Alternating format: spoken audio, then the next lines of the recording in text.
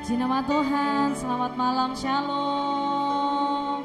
Shalom, ada sukacita, amin.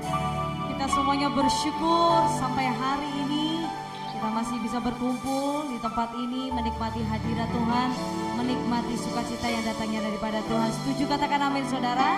Mari kita berdoa. Bapa, hati kami menyambut kehadiran-Mu, hati kami sungguh-sungguh terbuka akan Tuhan bekerja di tengah-tengah kami.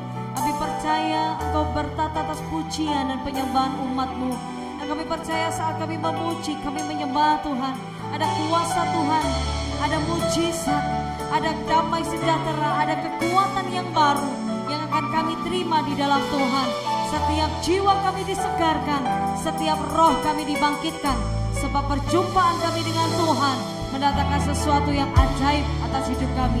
Terima kasih Tuhan, kami siap memuji, membesarkan nama Yesus di atas segala-galanya. Di dalam nama Tuhan Yesus yang bersukacita, sama-sama katakan amin. Mari kita bangkit berdiri, beri tepuk tangan sorak-sorai kemuliaan buat Tuhan kita. Haleluya. Mari sehati sepikir memuji Raja di atas segala raja. Katakan sama-sama. Tuhan Engkau hadir, kuasa-Nya mengalir, melawat setiap hati kami. Roh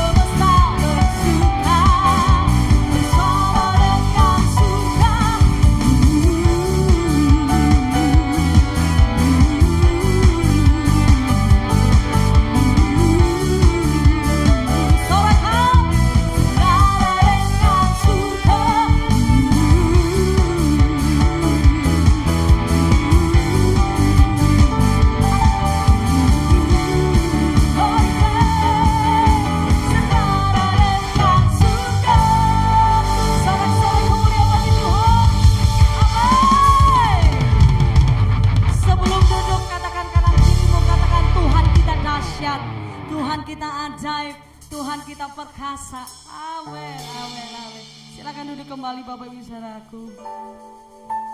Kami percaya Roh-Mu bekerja di tengah-tengah kami, berkarya di tengah-tengah kami. Saat umat-Mu menyembah, saat umat-Mu Tuhan bersyukur, Kau hadir di tengah-tengah kami. Terima kasih. Saat ku menyembah-Mu,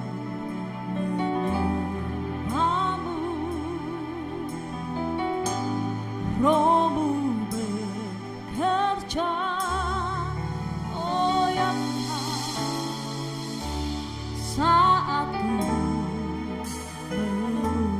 memuji-Mu, Kau bertata di atas pujian.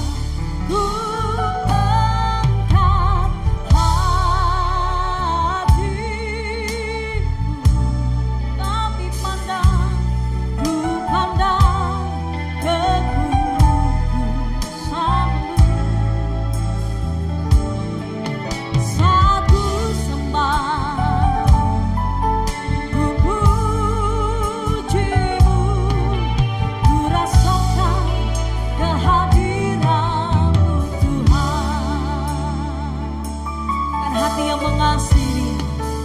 penyembahanmu kepada Yesus. Saat menyembah-Mu, Roh-Mu bekerja Tuhan, Roh-Mu bekerja.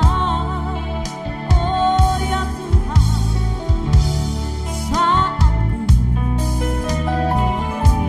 memuji-Mu, Kau bertata di atas pujian. Ku lekat hatiku,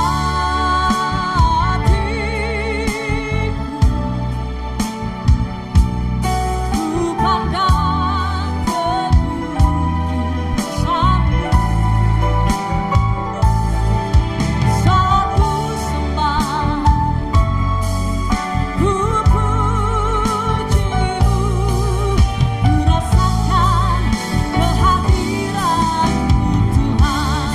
Ku lekat hati di bagi Yesus. Ku pandang, alias setiap hati kami yang menyembah, hati yang mengasihi Tuhan. Ku puji-Mu, ku rasakan kehadiran-Mu Tuhan.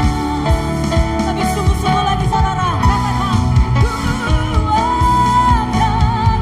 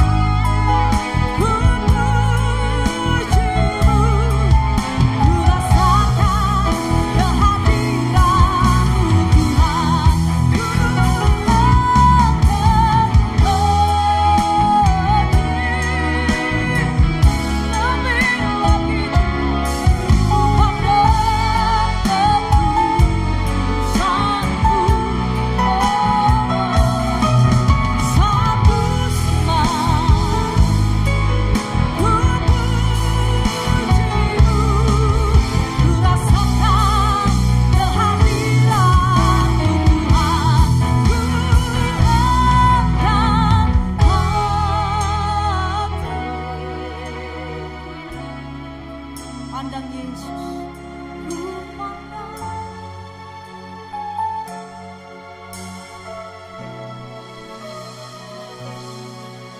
Saat ku sembah, ku puji-Mu, ku rasakan, ku angkat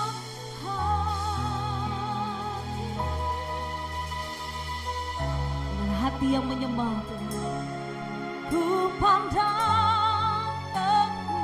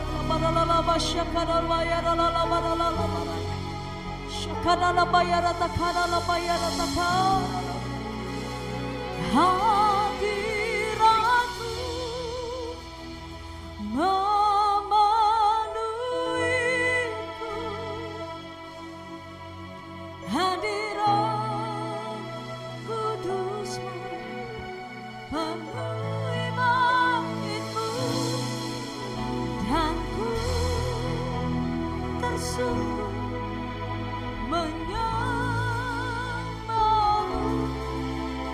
Yang ku nampak hanya kemuliaan. Bapak Ibu sendiri katakan, hadiratmu penuhi setiap hati kami, jamah setiap kami Tuhan. Kudusmu penuhi, dan ku tersungkur menyembahmu.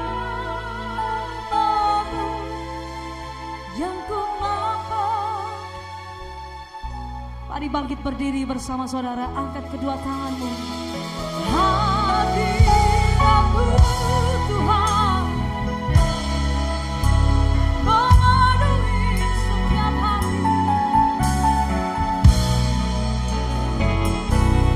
Yes. Kami menyambut kehadiran-Mu Roh Kudus. Jamah setiap kami, kuasai setiap kami. Kami perlukan Tuhan. Amin. Hadirat-Mu,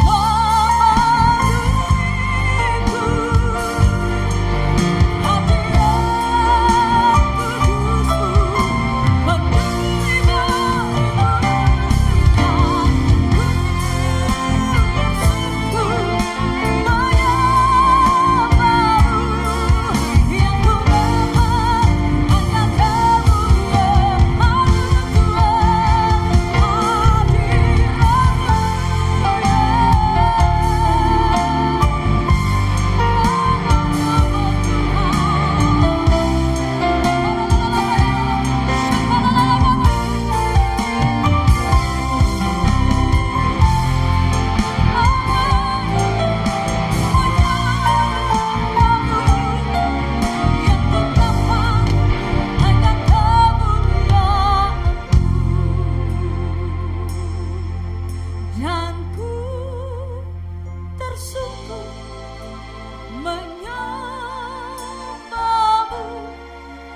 yang ku nampak hanya kemuliaan-Mu, kambing Tuhan, dan ku tersungkur menyembah-Mu.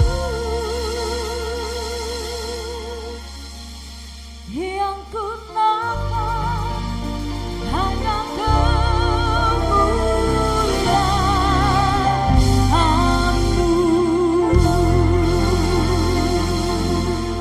Amin, amin. Kami percaya kehadiran-Mu membebaskan kami, kehadiran-Mu memerdekakan setiap kami, dan kami rindu semakin hari semakin bertumbuh di dalam Kristus, semakin dibangun di dalam Kristus, semakin didewasakan, semakin serupa dengan gambaran-Mu Tuhan. Terima kasih, kami menyambut Tuhan pada malam hari ini. Di dalam nama Tuhan Yesus yang siap diberkati lebih lagi, katakan amin. Puji Tuhan. Silakan duduk kembali Bapak Saudaraku. Sebelum kita akan diberkati dengan kebenaran firman Tuhan, kita akan dikuatkan kita akan diberkati dengan kesaksian saudara. Ya, siapa yang mau bersaksi? Siapa? Om Edi? Iya. Puji Tuhan, beri tepuk tangan sorak-sorai buat Tuhan saudara.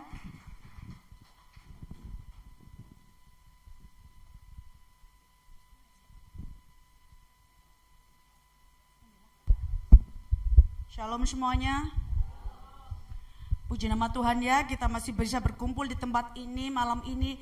Ada Bu Edi juga, Pak Edi juga, Bu Rita yang barusan tadi siang datang, saya yang duluan datang ya. Puji nama Tuhan, kita masih diberi kesempatan berkumpul lagi di tempat ini dalam keadaan sehat, selamat, dan masih diberi umur panjang. Ya, perjalanan yang luar biasa ya, kita pelayanan yang luar biasa buat kita pertama kali ya. Kalau kita selama ini pelayanan di dalam kota, nggak ada dukanya, suka semua ya. Ini benar-benar kita pengalaman pertama suka dan duka, tapi ya kapok nggak? Nggak kapok. Puji nama Tuhan ya. Semoga kita bisa pelayanan terus, diberi rezeki sama Tuhan, berkat yang lebih-lebih, biar bisa pergi-pergi pelayanan bersama Pak Edi ya. Banyak walaupun duka tapi kita tetap bersuka cita, karena hari pertama pelayanan Pak Edi khotbah pun nggak mandi, kita nggak ada yang mandi ya. Untung ada masker, kita tutupi masker. Semuanya cantik-cantik. Kita sampai minder sama Bu Edi, Sin kita kumus-kumus, ya gimana lagi Bu, ditutupi masker. Mau mandi juga gimana, darurat ya, kamar mandinya aduh minta ampun. Di mobil sih banyak baju, tapi kita rencana mandi gak jadi mandi. Itu satu ya. Terus perjalanan yang liku-liku saat habis kita dari Kawangkoan terus lewat Amurang itu jembatannya ambrol, terpisah dari laut itu ya, jadi terpisah. Jadi itu kejadiannya jam 2, kita lewat jam 12 ya. Jam 12-an. Itu kita nggak tahu, taunya sudah sampai Kota Mubago mau ibadah. Bu Edi nunjukkan video. Loh ini ambrol, yang ini curhat ke saya, ngapain Bu Edi ditunjukkan sebelum ibadah ya, jadi nggak konsensin katanya gitu. Kudune ku habis ibadah aja baru cerita kita katanya gitu. Karena kenapa kita fokusnya gagal, kita kepikiran ada jalan lain nggak untuk ke Manado. Lah kalau cuma satu-satunya itu namanya kita nggak tahu ya. Pikirannya kita nggak bisa pulang kan, pasti ngendep di situ. Ternyata saya juga punya akal, ada jemaat yang baru datang saya deketi. Saya tanya langsung, ada jalan lain nggak untuk pulang ke Manado selain jembatan yang kena musibah itu? Terus bilangnya, oh ada, tapi ada satunya lagi. Saya tenang ya, karena waktu itu saya harus WL, harus memimpin pujian, harus nari-nari ya. Jadi tenang. Sebelum itu berdua ini geremeng-geremeng. Apa sih? Sok molek gak gitu. Bisa pulang gak jujur? Kita deg-degan takut gak bisa pulang ya. Itu. Terus dari situ sudah kita muter ceret. Muter ada kendala lagi. Richard ini pesennya ke saya, tuh nanti kalau waktunya tante nyetir hati-hati tuh ya, remnya bunyi-bunyi. Waduh, langsung saya drop. Waduh, saya kalau mau nyetir digituin ya jadi nggak pengen nyetir kan, apalagi bukan mobil saya. Bu Edi juga digituin, ya apa sih wong jenenge metik kok gak boleh ngerem. Memang itu luar biasa ya. Sudah kita lewat bukit-bukit, namanya kita naik aman, pas turun kan otomatis kalau metik mainnya rem. Lah remnya tuh sudah bunyinya kayak gitu, sudah dipesen-pesen gitu. Jadi saya nggak berani nyetir, Bu Edi masih berani. Tapi karena sudah dipeseni, saya pikirannya bukan mobil saya. Kedua, iki lek remnya blong gimana ya kayak gitu. Wong naik turun remnya bunyi. Puji nama Tuhan, tapi kita bisa sampai di Manado dengan selamat, walaupun besoknya remnya itu tambah parah. Bu Edi sama Pak Edi harus masukkan bengkel mobil itu. Dan yang paling derdek lagi, jembatan satu-satunya yang harus kita lewati. Mau lewat Pak Edi ngajak doa. Waduh, ini satu-satunya jembatan. Namanya yang kita lewat itu dalam nama Yesus, darah Yesus, darah Yesus. Takutnya itu terbelah lagi gitu loh. Kalau terbelah lagi kita kentir ya ke laut ya, itu satu. Terus puji nama Tuhan kita selamat sampai di Manado. Yang terakhir sebelum saya pulang, ini nih bermasalah. Saya sudah bilang, karena badan saya rasanya capek ya. Namanya keliling-keliling itu kan capek ya. Walaupun hati senang ya. Rebut ngajak ke Bunaken. Bunaken ya. Saya sudah malam tuh saya ngomong saya enggak mau ikut ke Bunaken. Wes saya pengennya tidur di kamar, packing pokoknya pengen istirahat total. Ini masuk kamar pagi 2 kali. Gak mempan, ngejokno Bu Edi. Bu Edi yang masuk. Sin ke Bunaken, kasihan. Bu Edi yang sudah dijokno saya juga enggak tega ya. Semangatnya luar biasa pengen Bunaken. Nah itu ya itu kita orang berempat ya, Bu Edi sama Pak Edi nggak ikut, kita dilepas berempat sama adiknya Pak Edi ya, cewek ya namanya Acen ya, sama Bu Rita kita berempat, sama Acek sama Febe istrinya Pak Jimmy di sana ya. Kita guaya waktu berangkat, bikin rekaman nyanyi-nyanyi pujian di atas perahu, joget-joget, bener-bener bersuka cita kita menikmati ya. Lanjutnya ini lucu ya, tapi nyata pulangnya itu Bu Edi ya kok Kak sebetulnya sudah ngomong jangan kesorean nanti ombaknya gini Kak Lidok wes. Acen itu diajak pulang ndak mau, menikmati kopi kok disuruh buru-buru, apa-apa itu harus dinikmati pelan-pelan. Yang ini sudah ngomong ayo pulang, kopi kok belum habis, kopi kita belum habis, ya udah kita nurut. Sudah seret berapa nggak lama-lama ya itu saya masih bisa gaya tidur di atas perahu. Jujur itu saya ngantuk, terus tidur sama Ebet direkam ya udah ya. Terus habis saya bangun kok mulai gini, waduh itu saya masih diem. Saya kira ombak biasa, tuh mbak nemen. Terus saya sama Ebet itu nggak tahu siapa yang mulai duluan ya, istrinya Pak Jim itu tahu-tahu lengket rapet pegangan tangan begini. Ya, yang mulai duluan siapa? Yang ini di belakang saya sudah umi-umi mulutnya. Coba ceritakan. Maksudnya umi-umi itu apa? Ya, umi-umi itu apa? Tujuannya biar saya nggak denger kan? Oh, iya, ayo ceritakan dulu. Ya, memang ya sebenarnya itu kita sudah waktunya pulang ya. Sudah Bu Edi sudah peringatkan. Ayo kita keliling dulu, jangan langsung makan. Di sini hanya makan aja. Enggak seru, makan dulu katanya. Nanti kita keliling lagi kan sudah agak mendung. Jadi kita sudah foto-foto di Bunaken itu. Memang saya yang ngajak mereka ini. Kalau kalau ke Manado belum ke Bunaken nggak enak sih, rugi kamu kalau ke Manado nggak ke Bunaken. Nah, terus dia ikut si Pebenya itu istri Pak Jimmy itu memang yang memfasilitasi kita di sana semua, kendaraan semua ya, tempat tinggal juga. Jadi saya ajak, oke dia senang. Nah persoalannya ini setelah kita mau pulang dari Bunaken, Bunaken bukan ini yang saya lihat di TV Bunakennya. Aku lihat tidak seperti ini ya tuh ya. Saya kan tidak pernah. Bukan ini. Oh itu di kampung Kristen, kita di kampung Muslim. Waktu di kampung. Oh kalau gitu lihat aja dulu ke sana, antar dulu ke sana sampai ke sana. Jadi saya diantar ke situ, kita diantar semua, terus kita masih ketawa-tawa kayak orang pesiar kayak Syahri ini. Pesiar ya. Saya tidur, jujur saya tidur. Jadi ini yang berdiri. Saya setelah dari situ kita enggak sampai Bu, gelombang di situ. Kalau kita enggak usah maksakan. Kalau memang enggak bisa kita pulang saja. Saya bilang gitu, saya lihat itu enggak apa-apa. Yang penting kita selamat. Jadi gelombang. Jadi kita pulang dari situ gelombang. Jadi harus gelombang itu melawan arus kan, terus sampai tinggi sekali ya saudara. Saya memang sering kena gelombang di kapal, di mana itu saya lihat itu, walaupun naik pesawat naik apa saya tidak pernah takut. Tapi karena saya ini merasa bersalah karena saya bawa ini Princess 2, ini satu sama Princess yang di Manado. Aduh, kalau apa-apa ini nih Pak Edi nanti dimarahin. Jadi saya merasa apa? Jadi saya selalu berdoa. Dalam nama Yesus, darah Yesus, tutup bungkus kapal ini Tuhan. Saya tahu Kau hadir di sini Tuhan.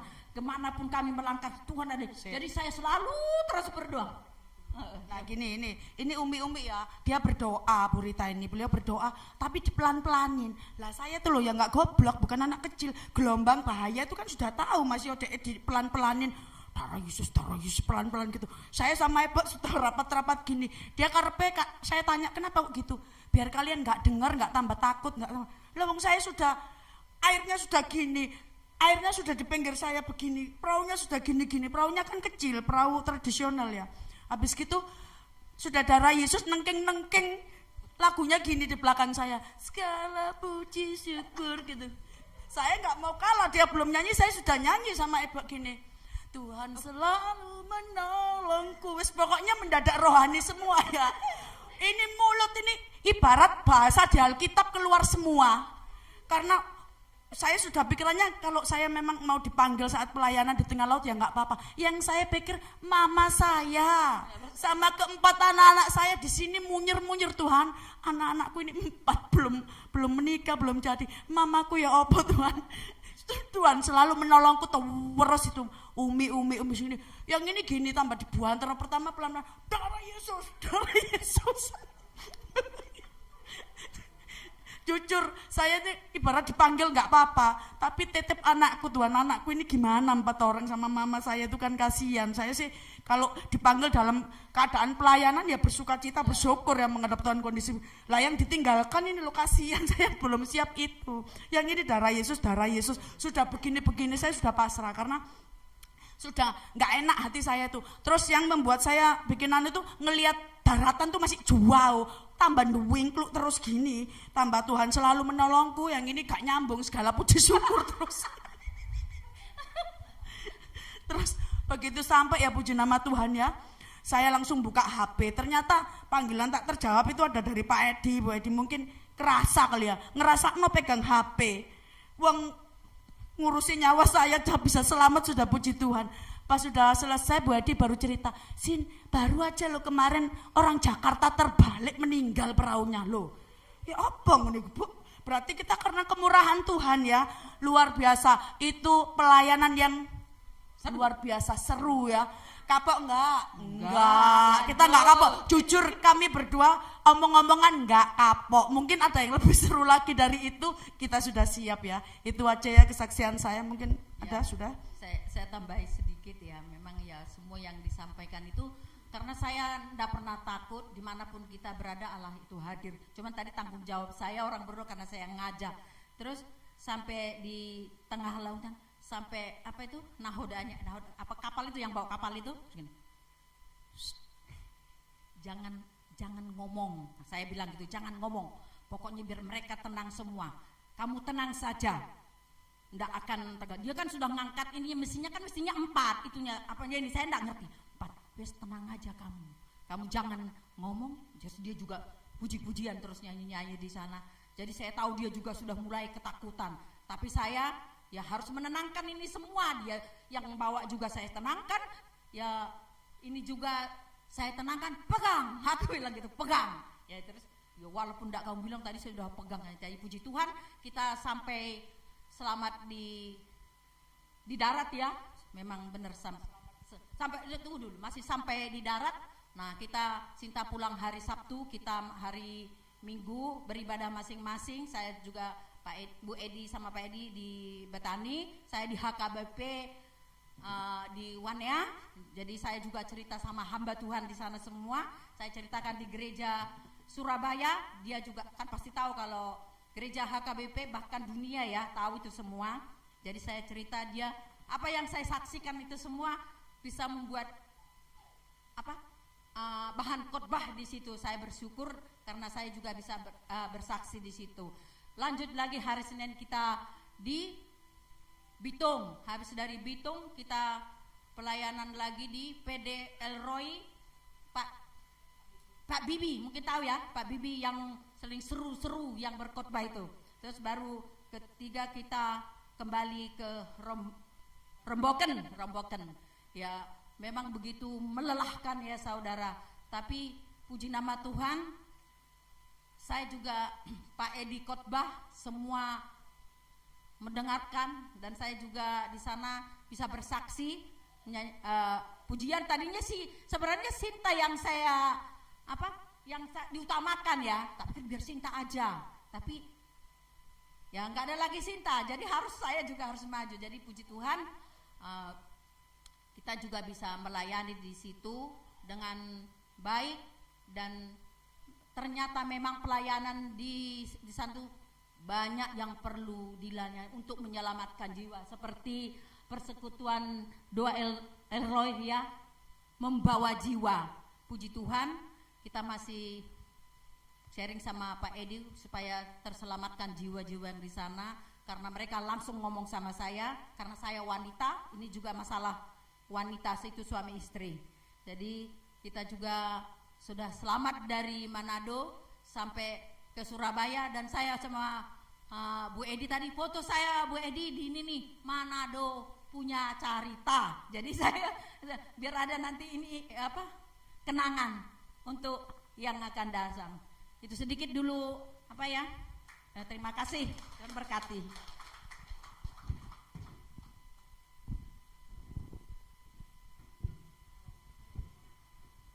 Puji Tuhan.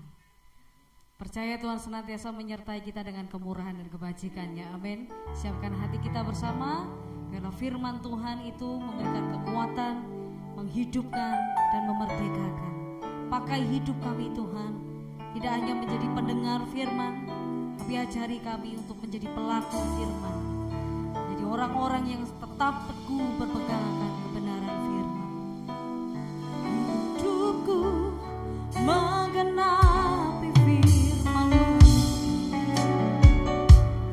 tanda mujizat sertai tiap langkah. Kau bersamaku di dalam, jadi bukti kebesaran-Mu. Bangkit berdiri saudara, katakan hidup kami menggenapi firman-Mu, tanda mujizat sertai tiap langkah. Kau bersamaku di dalam kami. Percaya Immanuel, Dia Tuhan yang berserta. Amin. Mari angkat kedua tanganmu, nyatakanlah sungguh-sungguh di hadapan Tuhan. Oh, hidupku menggenapi firman-Mu. Yes. Tanda mujizat sertai tiap langkahku. Kau bersamaku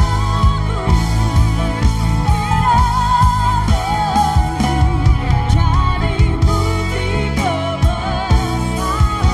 Oh, hidupku Tuhan, hidupku menggenapi firman Tuhan. Dan mujizat sertai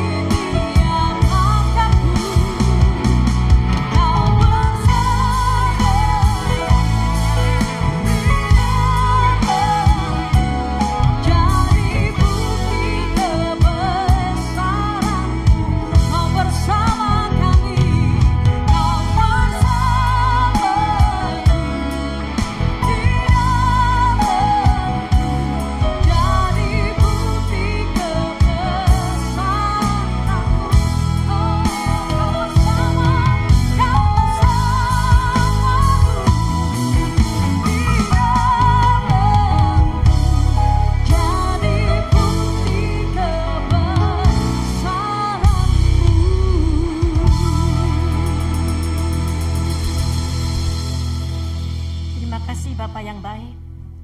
Pada malam ini Tuhan, kami yakin percaya Engkau ada di tengah-tengah kami.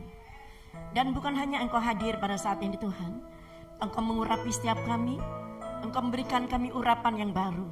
Dan kami yakin percaya Engkau sucikan, kuduskan ruangan ini, teristimewa ruangan hati kami. Dan Engkau urapi lidah bibir hamba-Mu Tuhan, agar setiap perkataan demi perkataan ada kuasa di dalamnya. Dan kami yakin percaya malam ini Tuhan, Engkau akan memberikan Tuhan satu pemulihan, satu kesembuhan, satu kekuatan buat setiap kami yang mendengar.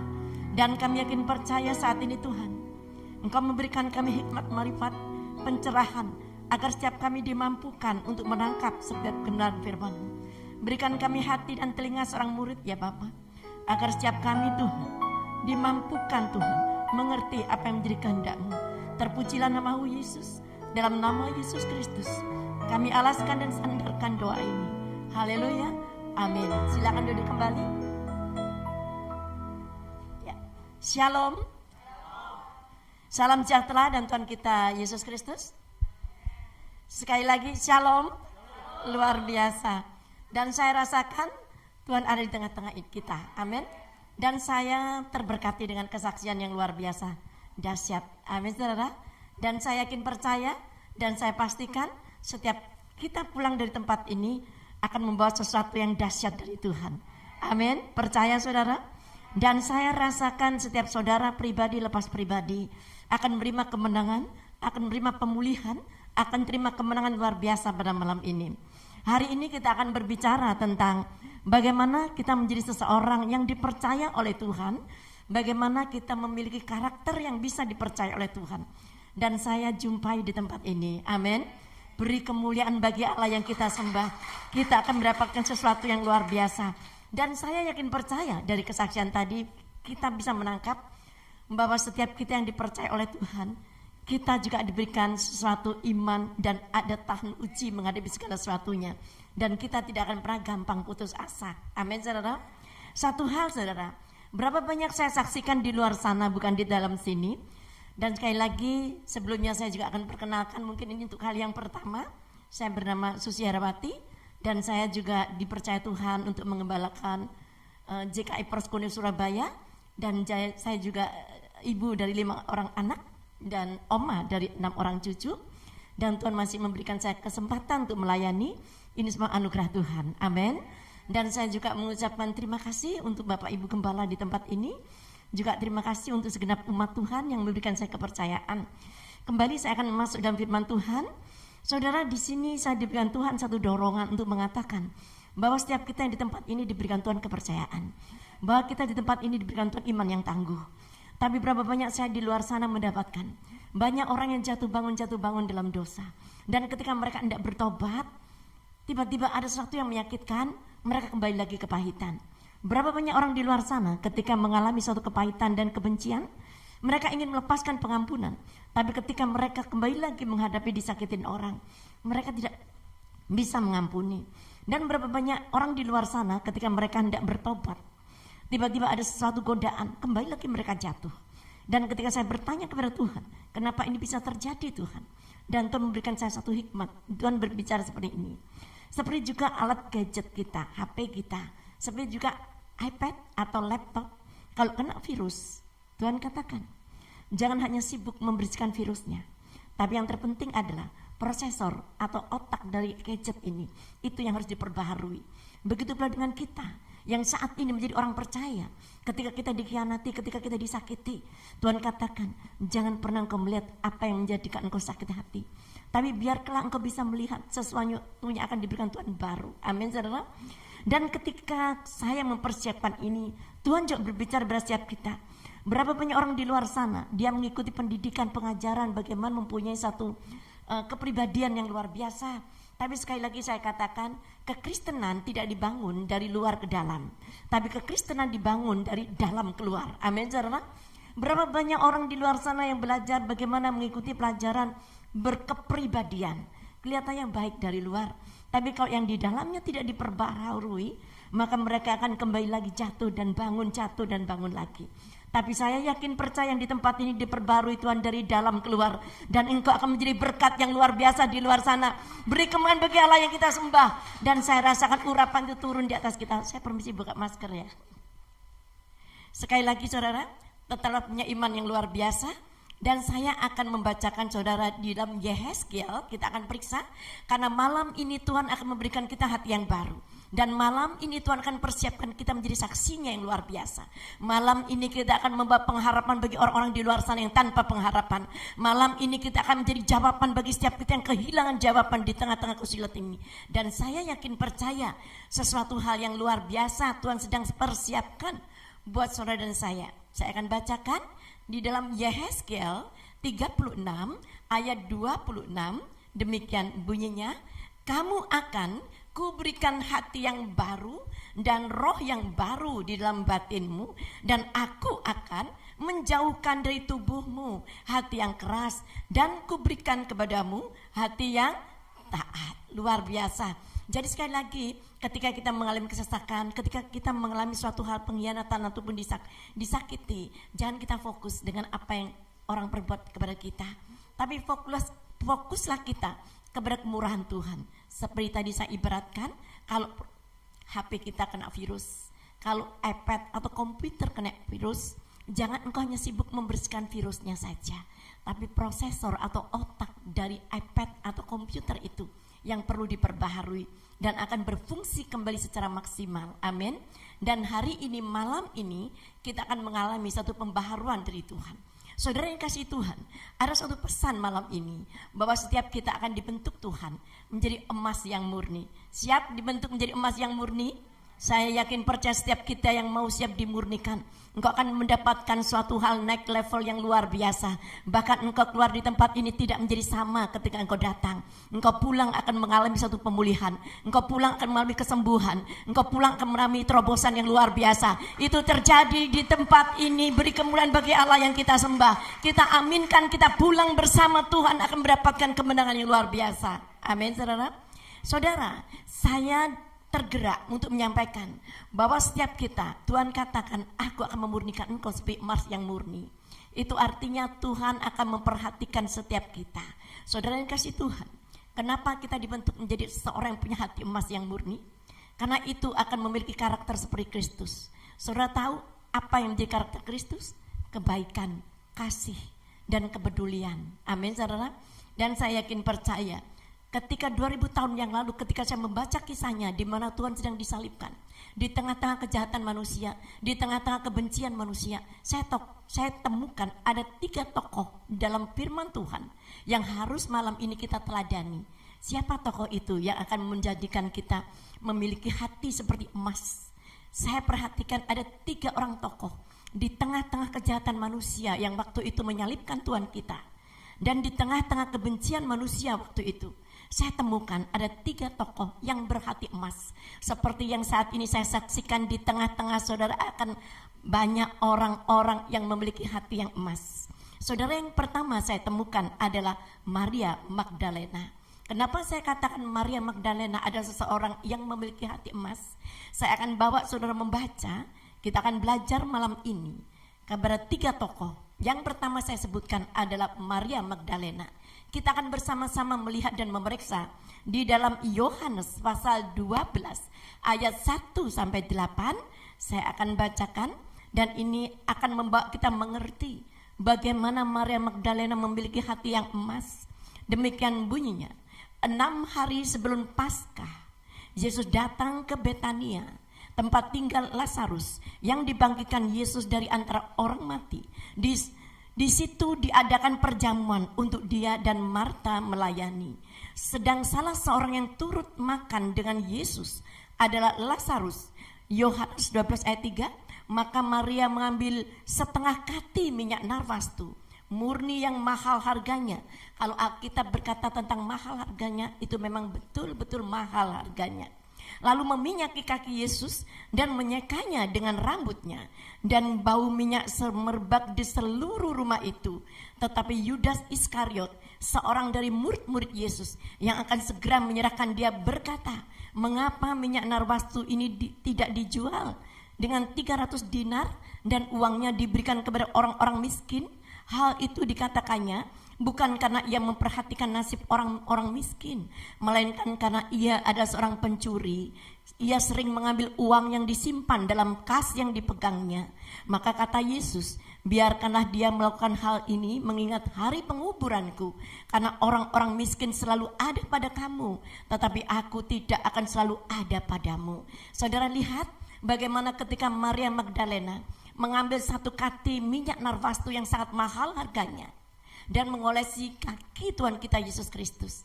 Tidak diseka dengan tangannya, tapi dia seka dengan rambutnya.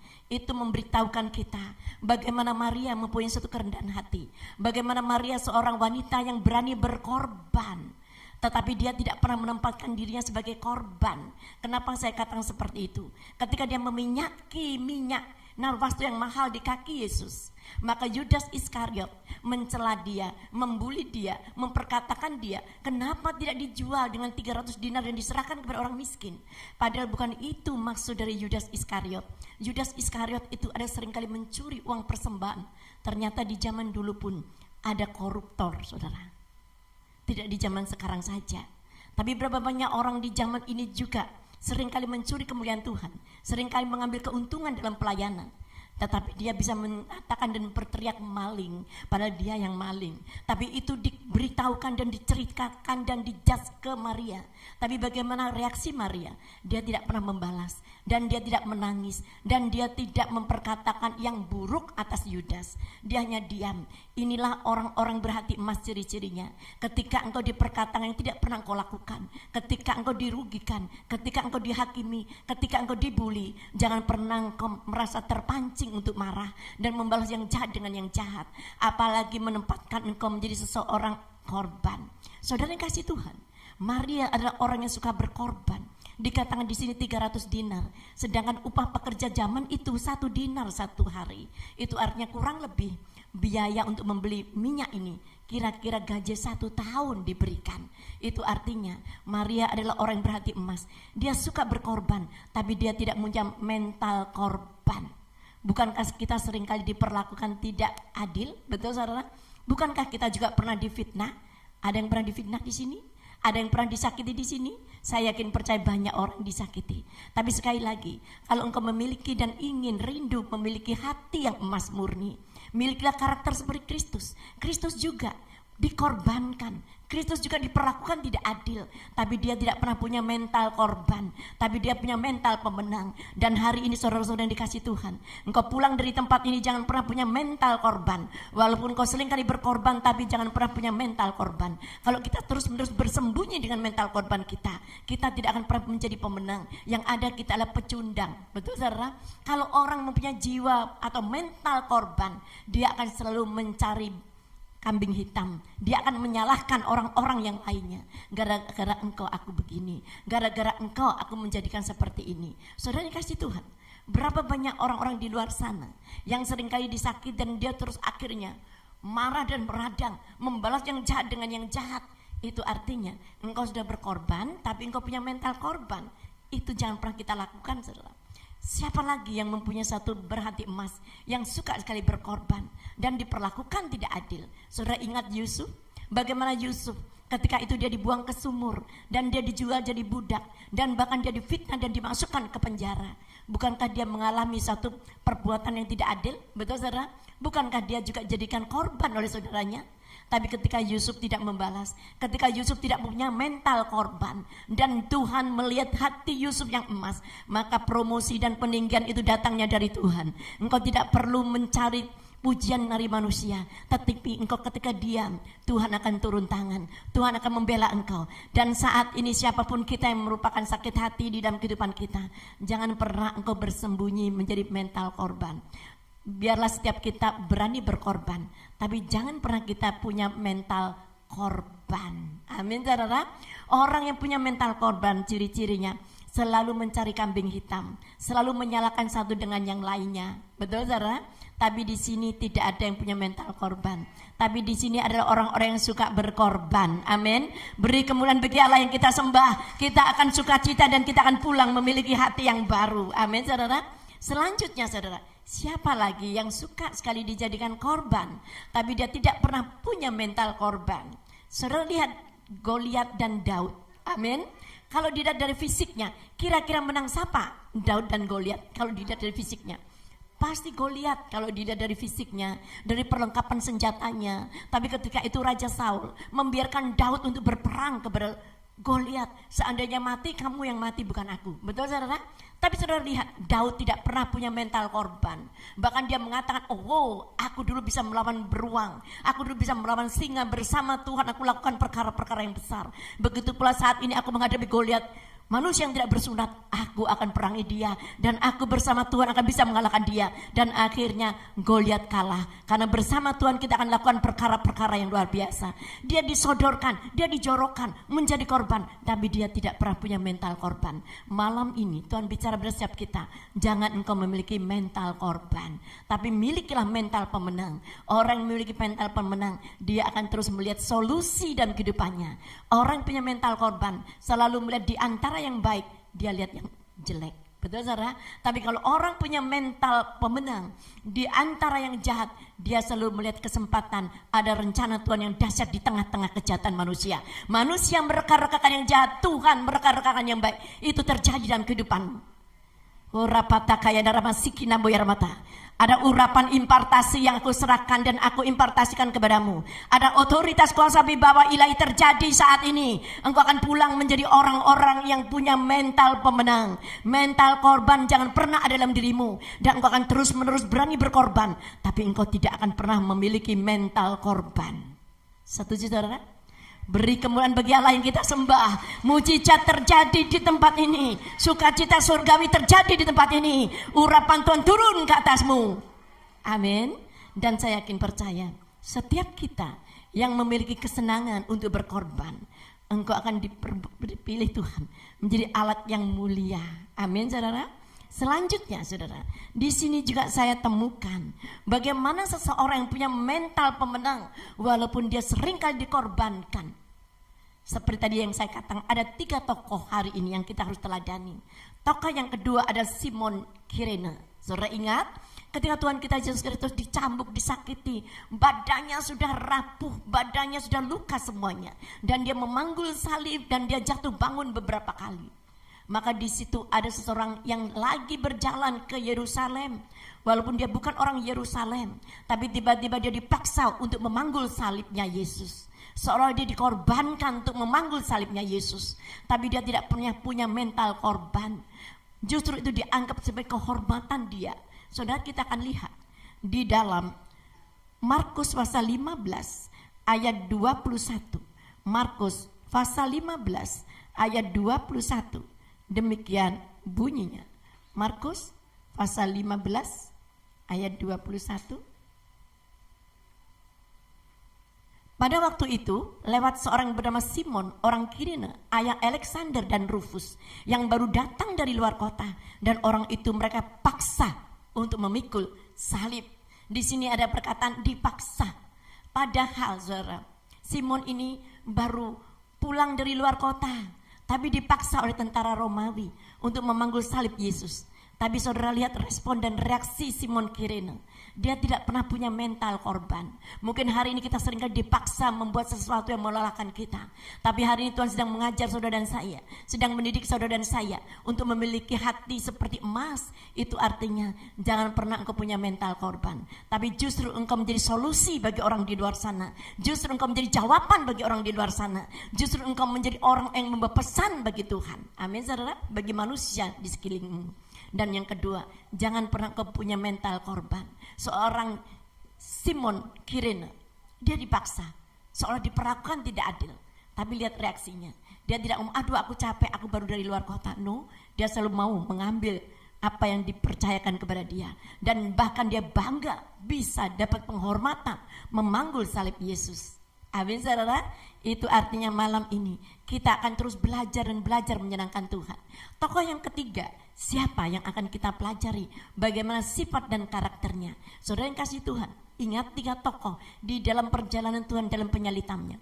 Dan ketika Tuhan kita Yesus Kristus meninggal dunia, yaitu Yusuf Arimatea. Dia ada seorang yang berpengaruh, dia seseorang yang kaya raya, sehingga dia bisa membeli kuburan yang baru untuk disediakan dia dan keluarganya. Tapi saudara melihat, dia berani berkorban ketika Tuhan kita Yesus Kristus mati di atas kayu salib. Maka dia menghadap pemimpin Romawi dan untuk mengambil mayat Yesus dan ditempatkan kepada kuburan yang menjadi miliknya. Maka diberikan kuburan itu untuk Tuhan kita Yesus Kristus. Itu artinya dia adalah seseorang yang berani berkorban, tapi dia tidak pernah menempatkan dirinya sebagai korban. Amin saudara. Dan ketika itu Tuhan kita Yesus Kristus tidak mau lama-lama pinjam kuburannya, tapi 3 hari kemudian bangkit. Tapi saudara lihat, ketika kita punya kesempatan ke Israel, kita bisa menyaksikan bagaimana kuburan bekas Tuhan kita Yesus itu kosong. Tapi Yusuf tidak pernah mengambil kembali kuburan itu, tapi dibiarkan kuburan itu kosong sampai hari ini. Dan tahukah saudara, sedangkan kuburan Yusuf sendiri tidak seindah seperti kuburan yang diberikan untuk Yesus. Itu artinya setiap orang yang mempunyai hati emas, dia selalu fokus dan mendahulukan kepentingan Tuhan daripada kepentingan pribadi. Dan saya yakin percaya itu dijumpai dalam setiap kita di tempat ini. Milikilah hati yang emas, korbankan semuanya untuk kemuliaan nama Tuhan. Dan saya yakin percaya engkau punya hati emas, dan engkau akan melihat kemuliaan terjadi dalam kehidupanmu. Hina makaya daramasiki naboy ramata. Urapan Tuhan turun ke atasmu. Lawatan Tuhan terjadi di tempat ini. Ketika engkau memiliki hati emas, ketika engkau berani berkorban, tapi jangan pernah menempatkan dirimu punya mental korban. Orang yang punya mental korban, dirinya tidak akan pernah move on. Dirinya tidak akan pernah melihat kebangkitan. Dirinya tidak akan melihat sukacita. Tapi ketika engkau dijadikan korban, ketika engkau diperlakukan tidak adil, tetapi engkau membalas, memiliki jiwa pemenang dalam kehidupanmu, maka Tuhan akan memperhitungkan setiap apa yang kau perbuat. Amin, saudara. Dan saya yakin percaya, kita akan baca di dalam Matius pasal 27 ayat 57 sampai 60. Matius pasal 27 ayat 57 sampai 60, demikian bunyinya. Menjelang malam datanglah seorang kaya, orang Arimatea, yang bernama Yusuf, dan yang telah menjadi murid Yesus juga. Ia pergi menghadap Pilatus dan meminta mayat Yesus. Pilatus memerintahkan untuk menyerahkannya kepadanya. Saudara, kalau orang sembarang gak akan pernah bisa bertemu dengan Pilatus. Ini artinya Yusuf Arimatea itu orang yang sangat-sangat kaya, dan pastinya punya kedudukan sehingga dia diperkenankan untuk mengambil mayatnya Yesus. Ini artinya walaupun dia kaya, dia punya jiwa berani berkorban. Dan selanjutnya, dan Yusuf pun mengambil mayat itu, mengapaninya dengan kain lenan yang putih bersih, lalu membaringkannya di dalam kuburnya yang baru yang digalinya di dalam bukit batu. Dan sesudah menggulingkan sebuah batu besar ke pintu kubur itu, pergilah iya.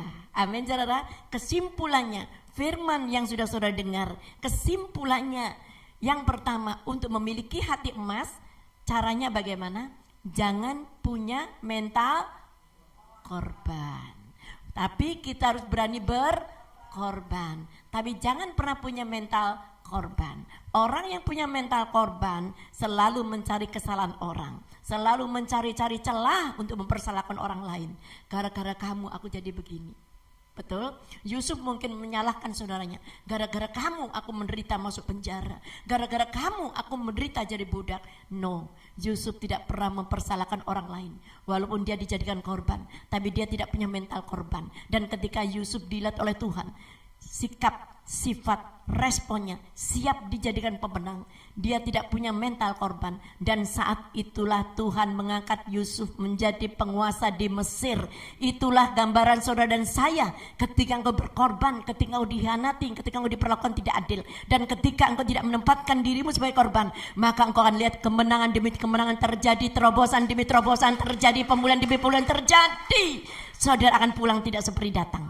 Saudara akan pulang membawa kemenangan yang luar biasa. Saudara akan pulang membawa pemulihan dan perubahan yang luar biasa di tempat ini. Dan saudara akan menjadi orang yang pembawa pesan bagi Tuhanmu.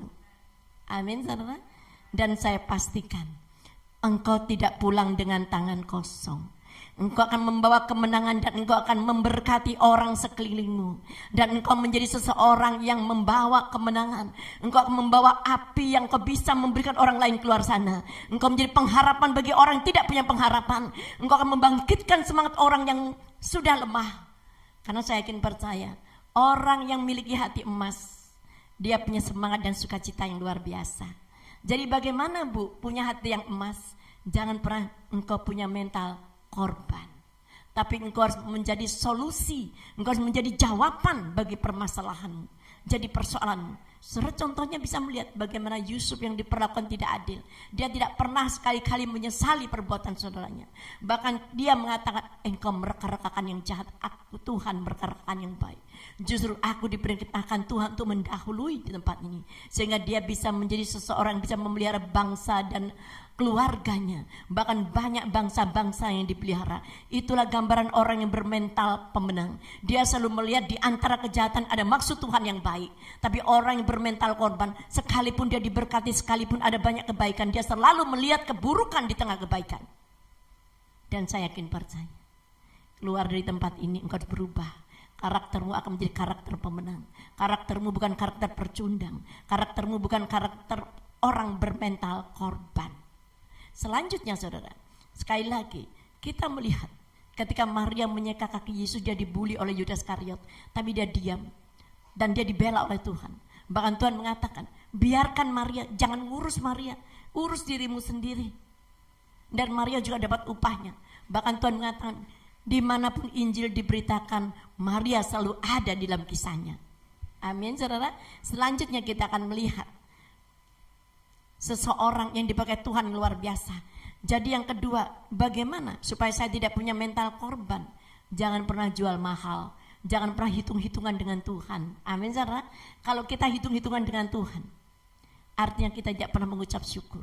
Saudara, bagaimana caranya aku tidak hitung-hitungan? Apalagi dalam keadaan yang sulit ini. Saudara, kalau engkau ingin mempunyai mental yang betul-betul untuk kemuliaan nama Tuhan, jangan pernah hitung-hitungan.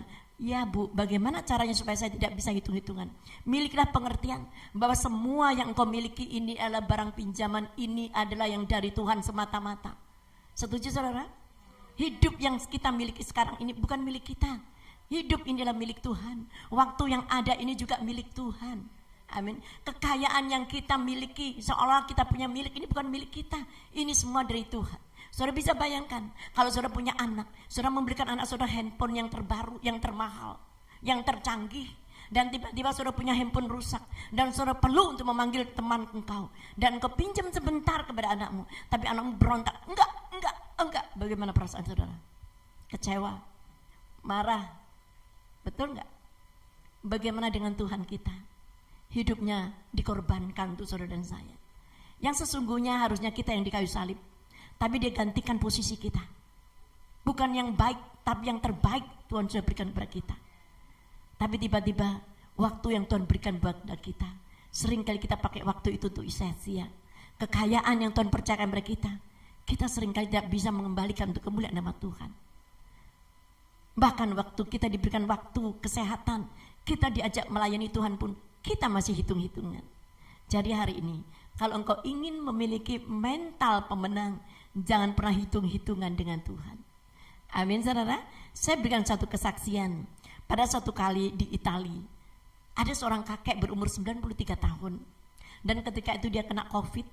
Dan ketika dia kena COVID, dia harus ke rumah sakit. Dan karena dia sudah lanjut usianya umur 93 tahun, dia merasakan sesak yang amat sangat, sehingga dia harus menggunakan ventilator. Dan apa yang terjadi? Berhari-hari dia memakai ventilator. Dan ketika dia sudah negatif, maka dia diizinkan pulang. Dan sebelum mengizinkan pulang, pasti dia ke bagian administrasi. Betul saudara? Untuk menyelesaikan semua pembayarannya. Dan apa yang terjadi ketika dia menyelesaikan pembayarannya? Dia terkejut. Biayanya mahal banget. Untuk sewa ventilator saja, itu dihitung 500 euro. Itu senilai dengan uang kita, itu antara 8 sampai 7 juta, 8 sampai 9 juta satu hari. Itu biaya untuk ventilator saja, belum yang lainnya. Maka si kakek ini menangis. Dan dokter yang mendampingnya kaget. Kayak, apakah biaya ini mahal? Kakek ngomong, ya terlalu mahal, tapi saya bisa membayarnya. Kalau begitu kenapa engkau menangis? Aku menangis, ternyata selama 93 tahun aku gak pernah mengucap syukur. 93 tahun aku menghirup nafas tanpa ventilator, tanpa sesak, dan itu cuma-cuma aku rasakan. Tapi aku gak pernah bersyukur.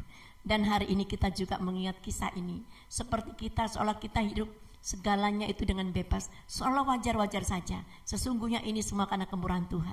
Kita sampai di tempat ini, kita bisa beribadah tempat ini pun, ini juga karena kemurahan Tuhan. Belajar untuk mengembalikan semuanya untuk Tuhan, belajar untuk memberikan terbaik untuk Tuhan. Dan Tuhan katakan pada setiap kita, biarlah kita hanya memuliakan nama Tuhan. Saudara yang kasih Tuhan, seringkali kita merasakan kalau ibadah ini adalah ibadah yang sejati. Sesungguhnya ibadah yang sejati bukan kalau kita pergi ke gereja saja, bukan kalau kita persekutuan doa saja, tapi ibadah yang sejati itu artinya semua yang engkau lakukan itu untuk kemuliaan nama Tuhan.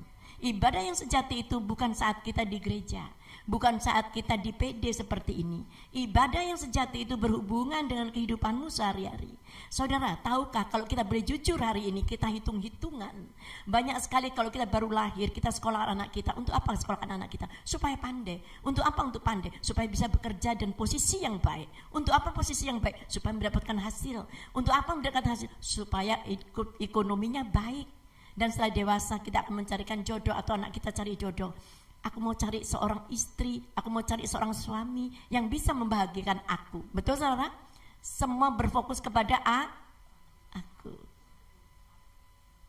Tapi apa yang terjadi? Itu kita anggap itu ibadah. Padahal enggak. Kalau engkau semuanya untuk aku dan aku. Ibadah yang kau lakukan itu hanya formalitas. Tapi ibadah yang sejati ketika engkau menikah, ketika engkau sekolah, ketika engkau melakukan suatu hal yang luar biasa. Aku sekolah, aku ingin memuliakan nama Tuhan. Di sekolah engkau beri perilaku yang baik. Di sekolah engkau punya dampak yang positif. Disitulah orang melihat hidupmu, ada Kristus di dalamnya. Ketika engkau menikah, engkau tidak punya membawa satu visi. Aku ingin dibahagiakan, tapi engkau membawa satu visi. Aku menikahi engkau karena aku ingin membahagiakan engkau. Maka pasanganmu pasti melihat, aku melihat suamiku ini seperti melihat Kristus. Aku melihat istriku ini seperti melihat Kristus. Itulah ibadah yang sejati. Seringkali kita tidak sadar kalau kita melayani itu sudah ibadah yang sejati. No, belum tentu saudara. Uji dirimu selama ini, apakah engkau melayani untuk Tuhan atau engkau melayani supaya engkau dilihat orang. Saudara yang kasih Tuhan, seperti yang saya tadi racak dan cek. Kalau aku banyak uang untuk menikmati atau untuk membangun kemakmuranku, itu bukan ibadah. Ibadah bukan tempatnya di gereja saja. Ibadah bukan saat ini kita di persekutuan doa saja. Tapi ibadah itu artinya berbicara tentang kehidupan kita sehari-hari. Apakah setiap orang melihat engkau bisa melihat Kristus dalam kehidupanmu?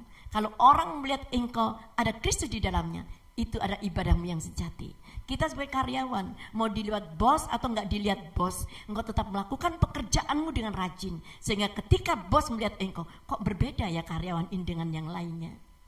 Disitulah nama Tuhan dipermuliakan.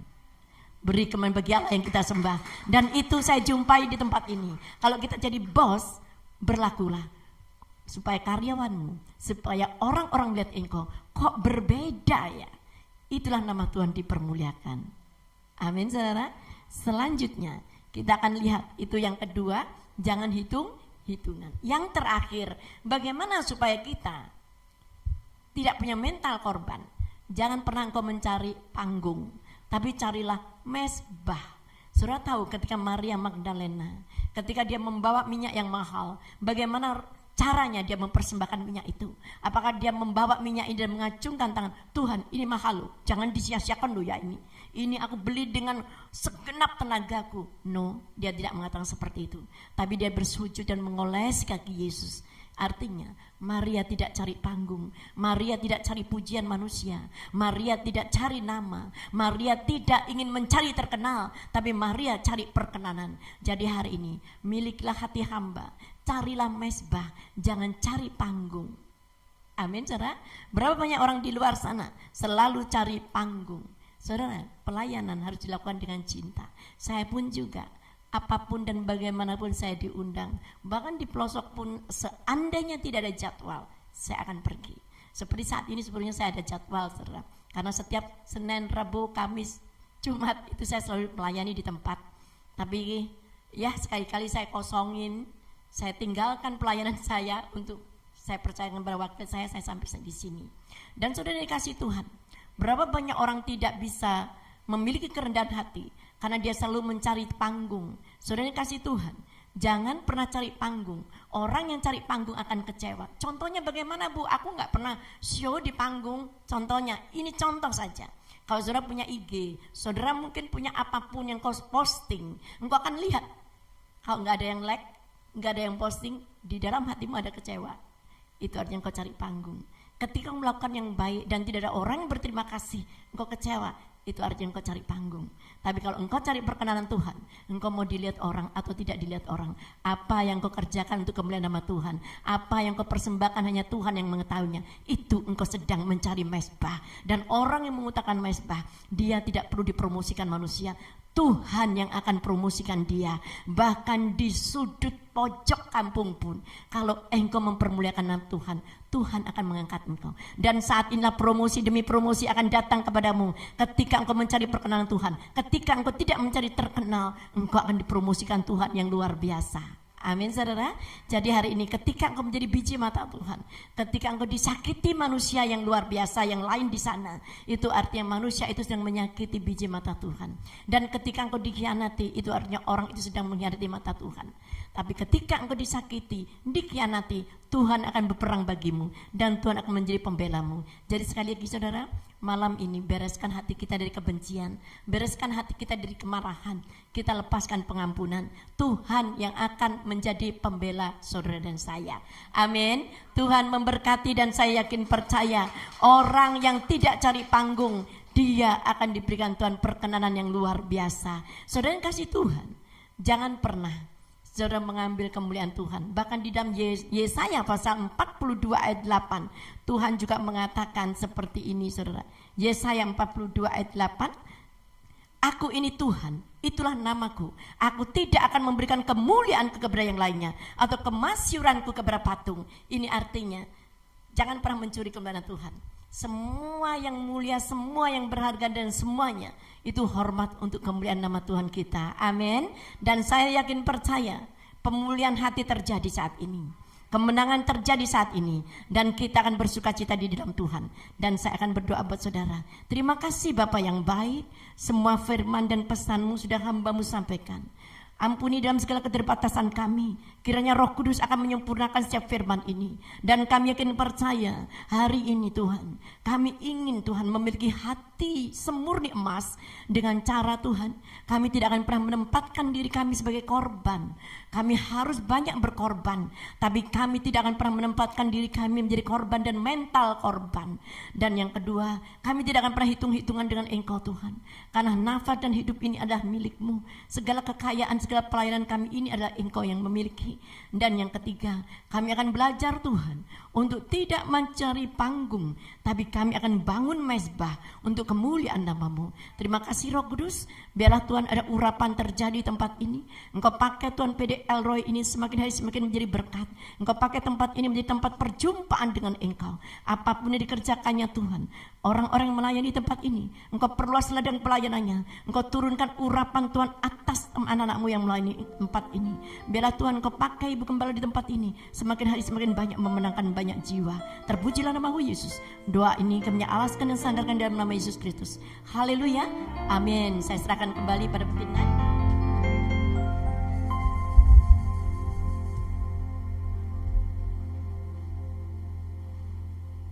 Puji nama Tuhan, saudara kita diberikan kesempatan untuk memberikan korban persembahan.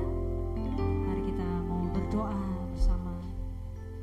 Kami bersyukur buat kebenaran firman Tuhan yang telah kami dengar saat ini. Dan kami percaya Tuhan bekerja, Tuhan melawat, Tuhan mengubahkan hati kami untuk menjadi orang-orang yang taat dan setia akan firman Tuhan. Terima kasih, dan saatnya kami menabur untuk pekerjaan nama Tuhan. Kami memberi dengan sukacita dalam nama Tuhan Yesus. Amin. Ku bersyukur Ku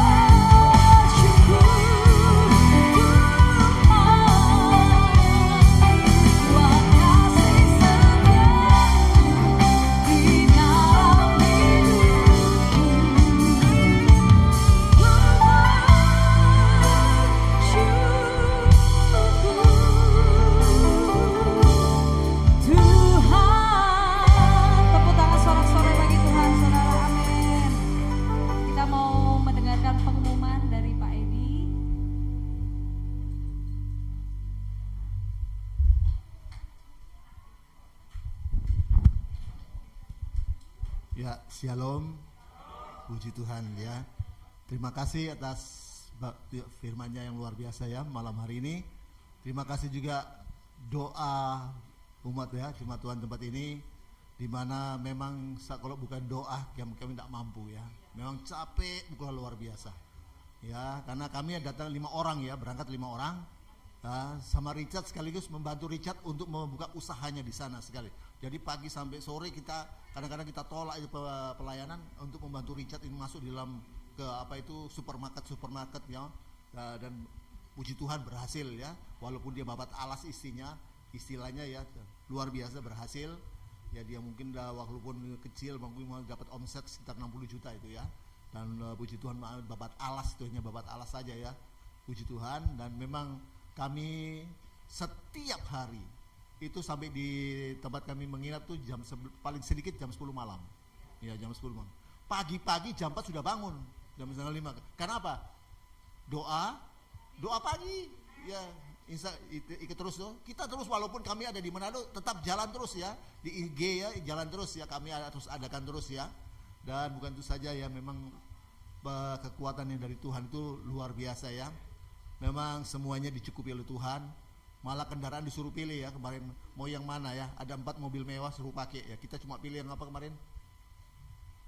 Expander ya kita pilih ya, karena disuruh pilih yang 4 mobil itu suruh pilih, kita pilih yang Expander saja.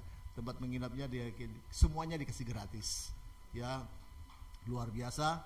Dan pelayanan saya pikir itu pelayanan, karena kita kesana itu diundang, pokoknya itu diundang oleh Ibu Gembala GPDI yang paling besar di Sumeneb, Sulawesi Utara, Ibu Like itu yang umurnya sudah 80 tahun.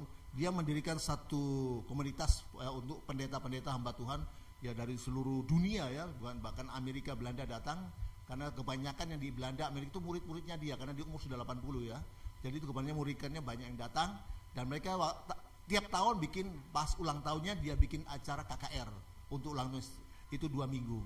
Dan tahun ini puji Tuhan bukan hanya KKR, tapi dia ngadakan Mubes. Dan dia sudah beberapa kali dia undang saya. 2 tahun lalu undang saya untuk menjadi pembicara itu ya, maksudnya KKR-nya ya, KKR saya tapi tidak bisa karena 2 tahun lalu sudah mulai COVID ya. Tahun lalu juga COVID. Bahkan 3 tahun lalu juga diundang, tapi waktu itu puji Tuhan ya, saya sama istri ada pelayanan di luar negeri, jadi kami tidak bisa. Nah 2 tahun ini kami diundang karena COVID. Dan bukan saja, berangkatnya aja ada yang ngasih berkat untuk berangkat, tiketnya tidak murah sekarang ya. Ada yang ngasih berkat untuk berangkat, untuk tiket untuk berangkat. Waktu saya mau berangkat, sudah mau naik pesawat ya, dari Surabaya itu mau naik pesawat, kan saya kan sudah ke kamar kecil ya, sudah kencing dong. Tapi kok sudah mau berangkat, suruh masuk ke pesawat, kok saya digerakkan Tuhan untuk masuk ke kamar kecil lagi, ke toilet, padahal saya tidak rasa kencing ya, tapi kalau saya disuruh masuk ke toilet lagi, lalu saya masuk. Begitu saya masuk, saya ketemu dengan teman yang sudah lama tidak ketemu, pengusaha besar, dia punya kapal. Itu yang ngasih rumah kita sama tempat ibadah kita yang di Rembokan itu, rumah besar itu. Dia ngasih itu rumah dan tanah yang besar itu. Loh Pak Jeffrey, Pak Pendeta, wah udah lama tidak ketemu ya. Oh ini kita mau Pak Pendeta mau kemana? Oh mau ke Manado. Oh saya sama-sama saya mau ke Manado. Kapan pulangnya? Tanggal 23 Bu. Tanggal 23. Sudah, nanti tiketnya saya beli. Tiketnya nanti saya beli. Dan bukan saja dikatakan, loh Pak, waktu saya ke pelayanan 3 tahun yang lalu ke Amerika dan Belanda, dia yang ngasih tiket juga. Loh Pak, kapan ke Amerika lagi? Ya, nanti kalau mau ke Amerika lagi, telepon saya ya. Tiket saya sediakan. Jadi kemudian bagi Tuhan. Ya. Jadi semuanya luar biasa ya. Tuhan sediakan ya, dengan kita tidak keluar ya. Istilahnya tidak keluar uang ya. Tuhan cukupi semuanya. Ya, itu anak kasih dan anugerah Tuhan. Kenapa? Sama firman Tuhan, kita punya hati emas ya. Firman Tuhan luar biasa ya. Kita punya hati emas ya. Tadi dikatakan kalau ingin punya hati emas, jangan punya mental apa? Mental korban, jangan. Harus punya mental pemenang ya. Amin. Ya, tadi firman Tuhan itu luar biasa ya. Mari kita harus punya hati yang emas ya. Tadi Yeskiel 36 ayat 26 dikatakan, aku akan memberikan hati yang baru dan roh yang baru. Bahkan dikatakan di ayat 27-nya, setelah kita diberikan hati yang baru, kita akan bikin Roh Kudus akan diam di dalam kamu. Wah, ini tambah luar biasa. Ya, bagaimana supaya Roh Kudus ada di dalam kita sehingga dia bermanifestasi dalam hidup kita? Ya, kita harus punya hati yang baru. Karena Roh Kudus tidak akan pernah diam di dalam hati yang lama, tidak mungkin. Makanya kita harus punya hati yang baru. Ketika kita punya hati yang baru, maka Roh Kudus akan diam di dalam hati kita. Nah, bagaimana supaya Roh Kudus ada diam hati kita? Kita harus memiliki hati yang baru. Bagaimana supaya kita punya hati yang baru? Serahkan, berikan hatimu yang lama kepada Tuhan. Kalau engkau serahkan hatimu yang lama, suka ngomel, suka fitnah, kau serahkan kepada Tuhan. Tuhan gantikan hati yang baru. Ketika kau memiliki hati yang baru, Roh Kudus akan diam dalammu. Terima kasih Ibu, ya, sudah menjadi berkat kita malam hari ini. Hati jangan kapok Bu ya. Kita semua diberkati. Oke ya, kita akan puji Tuhan ya. Bukan hanya berkat yang kita, berkat makanan dan minuman, makanan kita. Waduh, sampai ada yang tidak sempat dibawa tadi. Ya, masih ada yang tidak sempat. Ya, puji Tuhan. Nah, kita akan makan bersama itu berkat yang dari Manado itu ya. Kita bawa itu di belakang itu sudah disiapkan berkat dari jemaat ya, hamba teman-teman di Manado kita bawa. Nah, kita makan bersama. Dan ada yang tidak kebawa ya, terlalu banyak. Bagaimana ini centengannya sudah berat ini, mau bawa bagaimana? Berat ya. Jadi puji Tuhan, kita akan satu bersama dari berkat dari Manado. Oke, kita angkat kaki berdiri. Kita akan tutup. Ku bersyukur Bapa.